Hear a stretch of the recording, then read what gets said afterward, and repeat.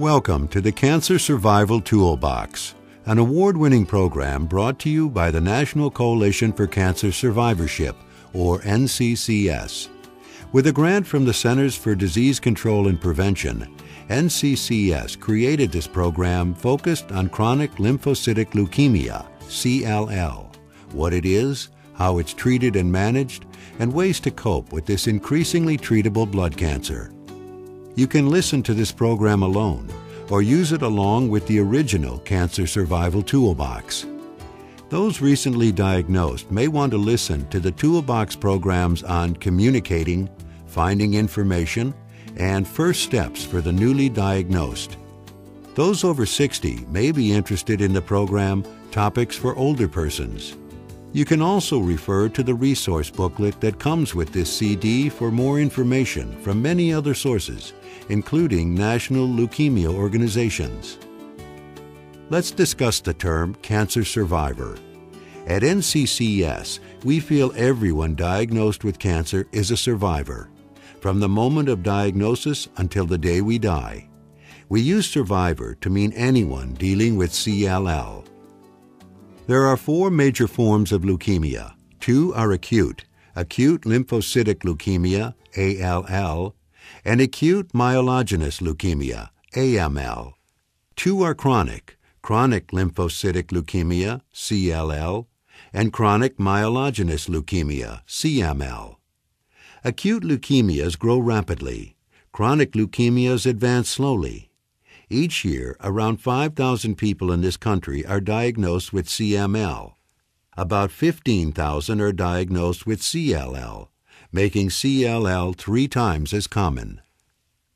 Depending on a person's signs and symptoms, their diagnosis might be CLL or SLL, small lymphocytic lymphoma. In SLL, the disease affects mostly lymph nodes and other parts of the lymphatic system. In CLL, mostly bone marrow and blood are affected. Sometimes the diagnosis is both SLL and CLL, SLL/CLL, meaning the lymphatic system, bone marrow, and blood are equally involved. CLL and SLL are similar and managed in the same way. For this reason, we'll use CLL for the remainder of this program. Over the past decade, clinical trials and other research have added to what's known about CLL, and treatment options have increased. More and more people are living well with CLL. This program focuses on things that have helped survivors, family members, and friends cope and get the best possible outcomes from treatment. My blood counts change all the time, so I'm always anxious about what happens next. My daughter's been looking up clinical trials on the internet. My diagnosis came after abnormal test results during a routine physical.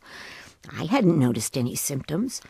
When I learned I had CLL, I panicked, of course, thinking I might die very soon, but the hematologist said there was no need for treatment right now.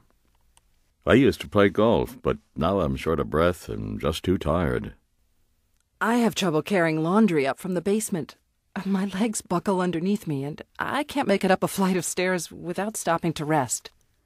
The uncertainty, turmoil, and treatments are harder on my family than on me. Fortunately, we learned about support groups and education programs for all of us. There are all kinds of resources for these tough times. I'm still not sure I understand fully what CLL is. They call it cancer, but it's in my blood. I thought cancers were tumors. I had a swollen lymph node in my neck for months.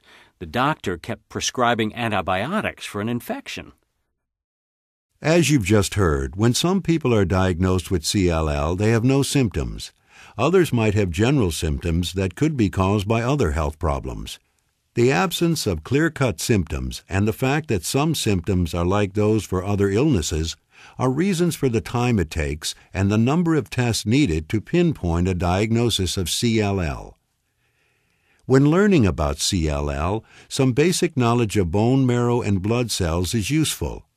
We suggest looking at the diagrams and pictures that describe how CLL is diagnosed and treated in the booklet that comes with this CD. Let's hear from Sam, a CLL survivor.